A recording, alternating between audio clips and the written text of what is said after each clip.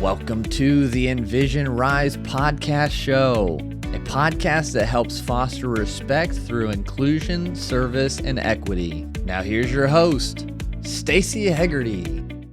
Welcome to the Envision RISE podcast. I'm Stacey Hegarty, Vice President of Equity and Inclusion for Envision RISE. Our guest today has a whole lot of titles behind her name, and we love it. Sonia Booker, entrepreneur, real estate investor, author, philanthropist. Are we going to be adding some royalty to this at some point? Because that's some great stuff you're doing. Thank you for joining us today, Sonia. Thank you for having me, Stacey. I'm so awesome to be here today. Well, let's get right into it. You are a busy woman. So talk to me, introduce yourself, let our listeners know who you are, and we'll get into it. Okay, awesome. So I'm Sonia Booker, and I like the title entrepreneur. I think for me, I've been an entrepreneur since I was like 12 years old. I always saw the world in a different way. And I've had one job in life, and I knew right away that I wasn't cut out for corporate or real structured environments. And so I started my first business when I was 24, and I was an all-state insurance agency, and ran that and sold it a few years later, like 5 years later, and went full-time into real estate investing, and started doing a lot of development.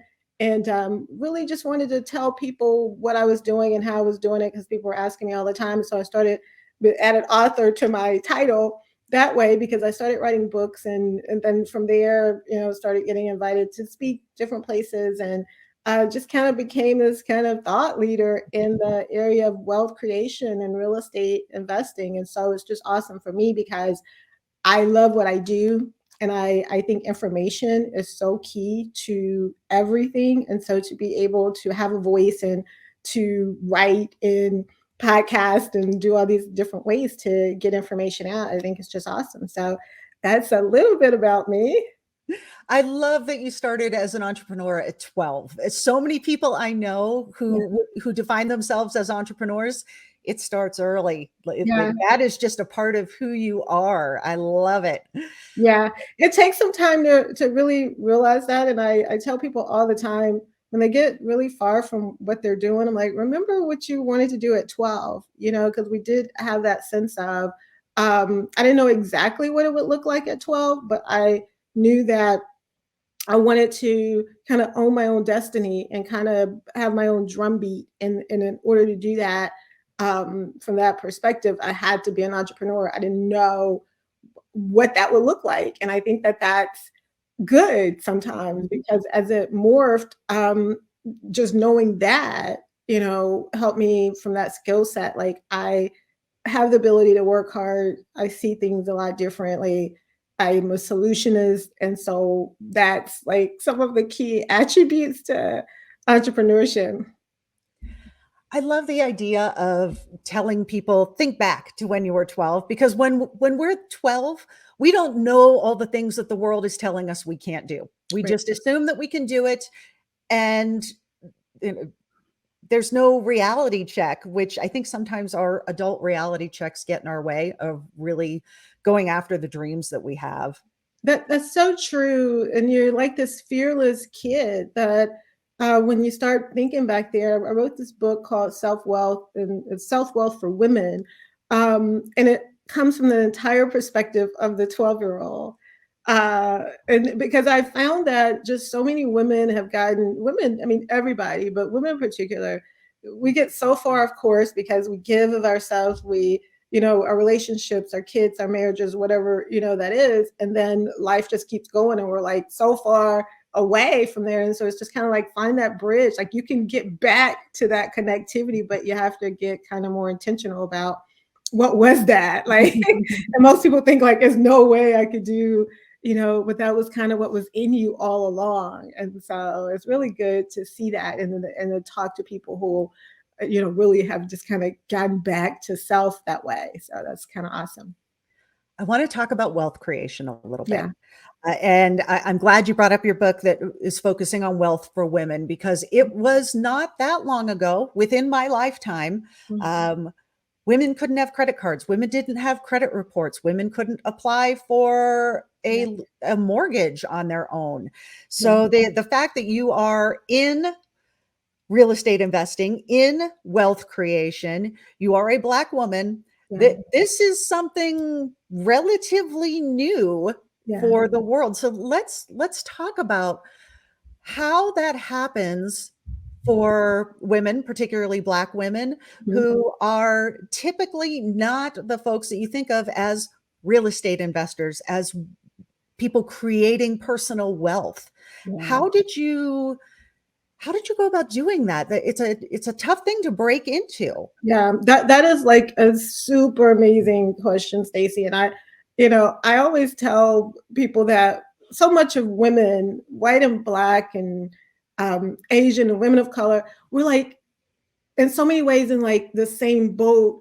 But I love that you reference, when you start talking about women and our earning potentials, it's still 72 cents to a male, women general, white, Black, and I love that you make that comparison in the terms of just being a Black woman doing that, because that has been really very daunting for me, because all the rooms that I've showed up in when I started investing in real estate, no one looked like me, and I talk about that a lot, because I think sometimes, what if I stopped showing up because I was walking in these rooms with older white males who really dominated the real estate world? I just kept going back month after month to all the real estate meetups and to all the places where I knew that I had to be to really learn the craft. And finally, I would always stand up and I would introduce myself, and I would have to be very clear, like, I'm Sonia Booker. I'm not a bookkeeper.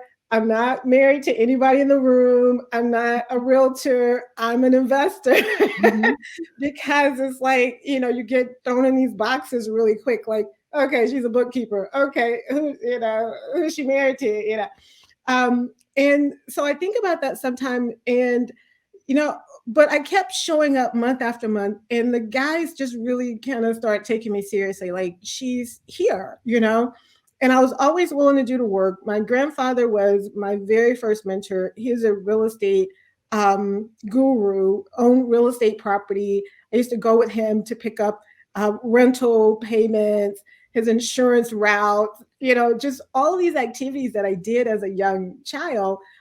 We have a second generation construction company. So, imagine getting your license for the first time and you want to drive the big rig so you could go pick up the trucks and supplies for the construction sites. Like, that's what Love it. So I was like always kind of around it, in it, and I wasn't afraid to, roll my sleeves up. I'm really good at land tile. I can build a house from, beginning to end. And so, all those things of, I'm doing it. And I understand what it takes. Begin, to have people kind of look at me a little different. I wasn't the girl. I wasn't scared to go under the house and check out the crawl space. But there's spiders under there. I always kept hard hats and my steel toe boots in my trunk, and just ready to do the work. And I believe that that's what really kept me being taken serious as my craft. And I just kind of vowed that once I learned it, I was going to teach other people, and I was going to teach Black people, and I was going to teach women. And I didn't really realize how important it was to write, books and put your face on it, to say, like, at that point, I had never seen a book about real estate investing before I wrote my book, Real Estate and Wealth, Investing in the American Dream. I'd never seen a Black perspective or Black woman face on, a book talking about something, like that. And then as I just started parlaying that more and taking those earnings and starting businesses and investing in other businesses and things of that nature, it just really kind of, solidified that whole belief of real estate and entrepreneurship, and always kind of investing in my community, investing in other people. But I will have to say, I got it real honestly from, my grandfather. And his father, and it was just kind of land and land ownership, and that whole thing was in my family, luckily. But it also jaded me to think that a lot of other people knew about this, like, didn't your grandfather tell you about land ownership or saving and that kind of thing? And when I realized, like, no, they didn't, I just had this desire to really be this kind of advocate to spread that kind of information. And so I've just been amazed at how, it's caught on. And I'm just always going, I'm glad I kept showing up, because at any given moment, my uncomfortability of being a woman, being a Black woman, being in these rooms was just easy for me to say, I'm not going back. That's just too much. And so, yeah, that was very key to the success of it. That concept of being not only the only, but the only and the only. That the only, not only are you the only woman in that space, you're the only Black woman and possibly the only Black person in that space. Yes.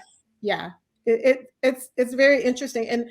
And for me to have started in real estate, and we'll start in insurance, having an insurance agency, which I was the youngest to have an insurance agency with Allstate, and then to go into real estate, like, I'm truly in all of these male dominated fields. And so that's why I really make these conscious efforts, because all of my mentors, all of my, 90% of the people that I work with on a regular basis were all men. And so it was just important for me to really kind of bring women into the fold, and doing that, because we were always the realtor side. And so I've been surprised at the amount of women who say to me, thank you, like, you really pioneered. And I'm like, I'm not old enough to be a pioneer, right? That I really pioneered real estate investing for women, because that was a side of, like, no, I'm here to write the check. I'm going to get the money. I'm going to buy the property. I'm going to make sure it gets rehabbed and renovated and on time and on schedule. And just doing all those things really gave more women that belief that, wow, I could do that. And so that's been really incredible. Well, you can't really talk about real estate investing without talking about neighborhood gentrification that sometimes comes along with that, and what that means for the people who are already the community in that neighborhood, and what happens when, and we see it so much right now. I live in Denver, and you can't buy anything for less than $800,000, and it needs to be cash. And most, your average home buyer can't do that. So what happens when a neighborhood that has been maybe a working class neighborhood, historically Black neighborhood, something like that, now all of a sudden has real estate investors coming in, and it's changing the neighborhood? What happens?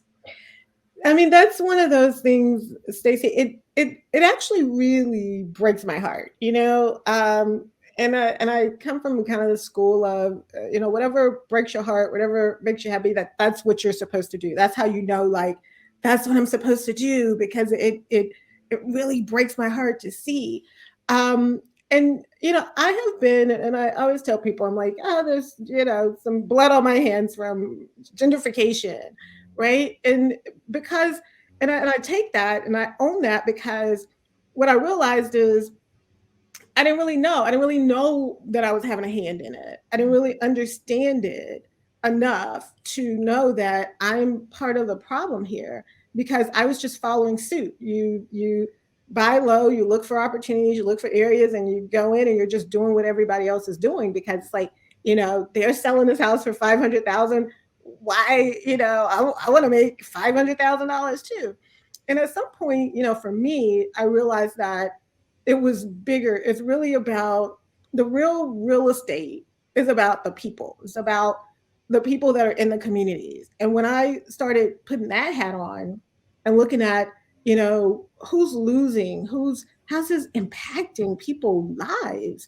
I mean, like, just turning their lives upside down from homes they've lived in all their lives, or, some of them were left homes and different things, and they're having to move out or can't afford the house anymore because of the taxes, or because, the area is really, gentrified. They can no longer afford it. That began to break my heart, and I started approaching my whole way of investing differently by having those conversations of seeing, like, sitting on the porch with Miss Ida, and just understanding, like, wow, there's a person behind this house. And so what I personally started doing, and what I really show a lot of other real estate investors how to do, is to go into it looking at the people, look at the people and how you can service and help the people. And when you learn something like how something works, you also learn how to reverse engineer it, right? And so a lot of what I've been speaking to the last couple years, probably 3 years now, has been this idea of social real estate investing. And you'll be surprised when I show up in real estate investment platforms and meetings and conferences, and I'm like, hey, look, we're part of the problem. And we need to approach this differently as real estate investors. And the amount of people that are like deer in the headlights, like, how am I part of the problem? I'm just making money. But it's like, but we have the ability to make money. I'm all about, capitalism, but you can make money and you can do it in more of a controlled way. And you can do it where it speaks to the people first. And I think that that's just something that we've forgotten. And part of for me, I would say I probably talked to, I don't know, like 7 out of 10 investors that I have this conversation with, and say, you really could approach, you don't have to take the prices all the way up and still make a 30% profit, but make the community so that it's still affordable with the people who live here. And, it's kind of like, oh, that makes sense. I haven't thought about it.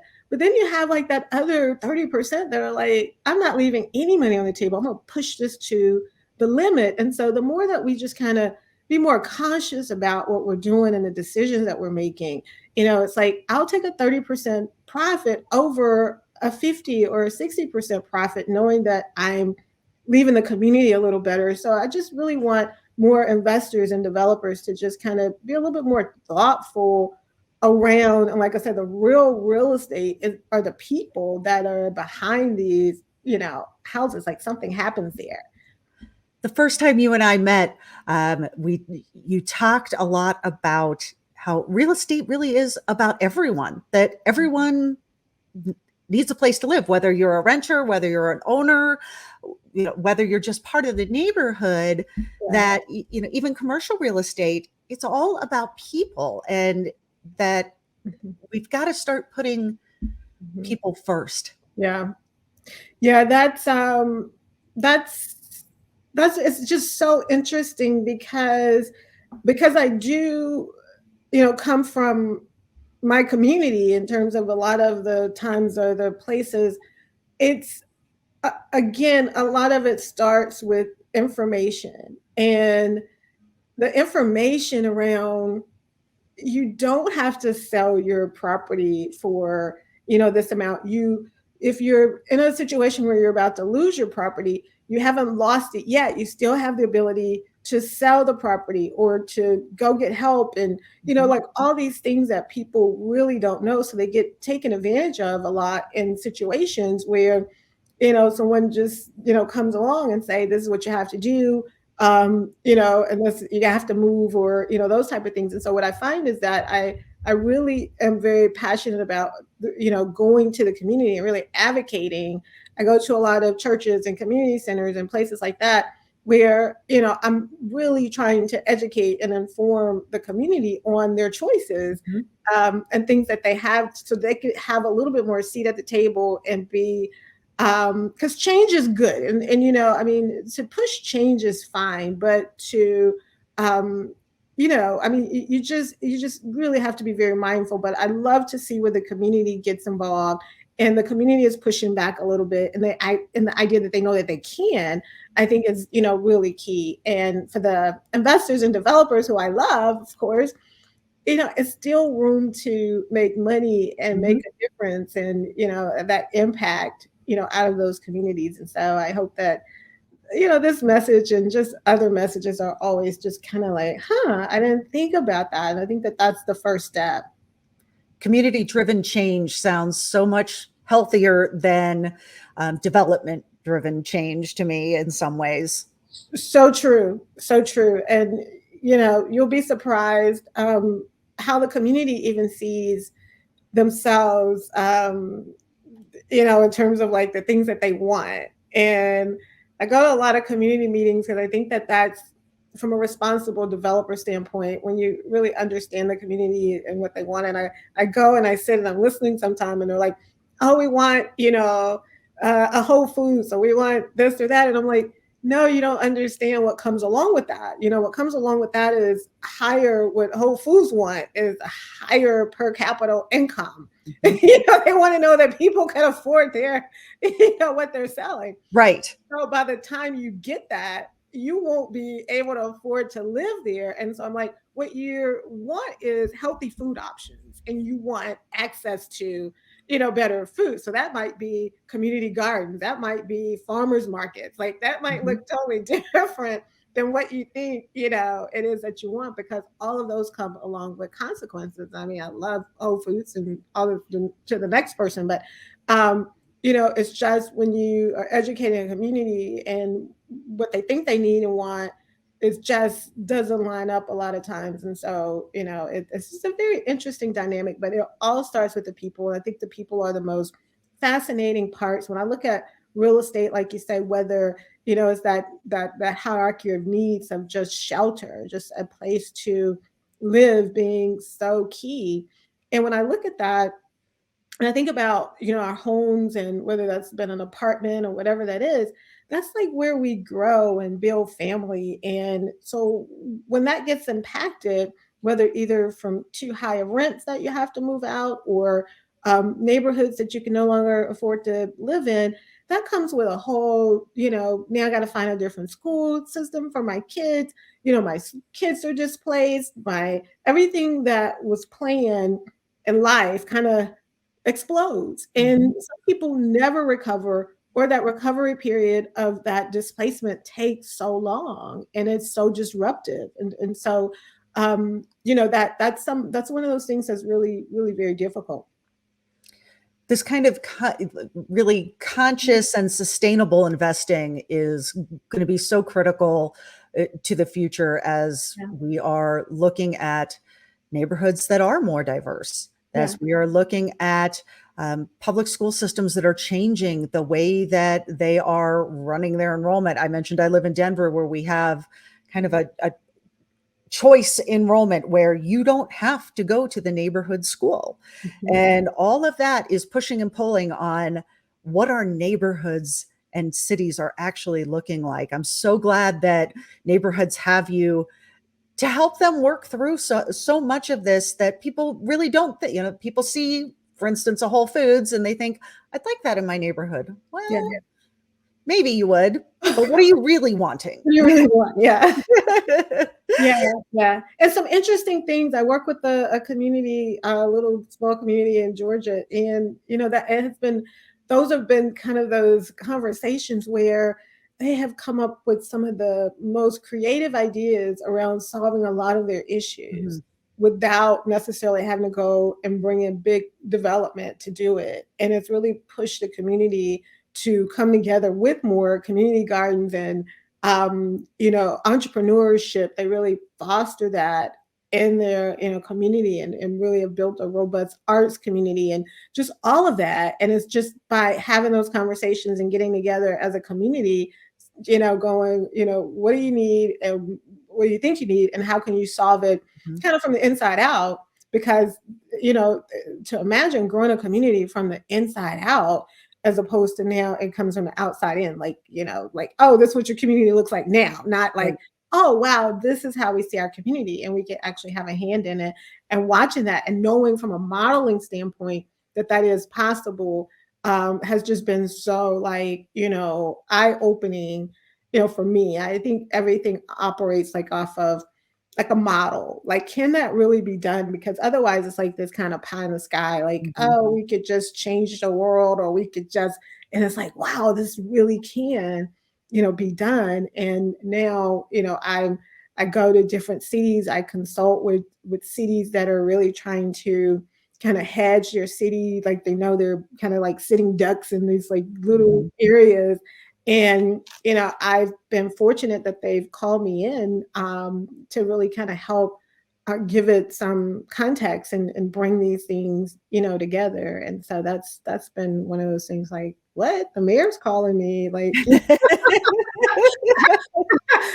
they want my advice about what, It's amazing, and I do love when communities are able to be more in charge of their own destiny, as opposed to, maybe what an unattached developer may have in mind for what they see as land progress, or and what the it should community look sees like. as home. Yeah, yeah, yeah, yeah. That's really, really, really interesting. And like you said, you live in Denver, and um, Atlanta, where I live in Georgia, and I do a lot of development and investment in the Southeast.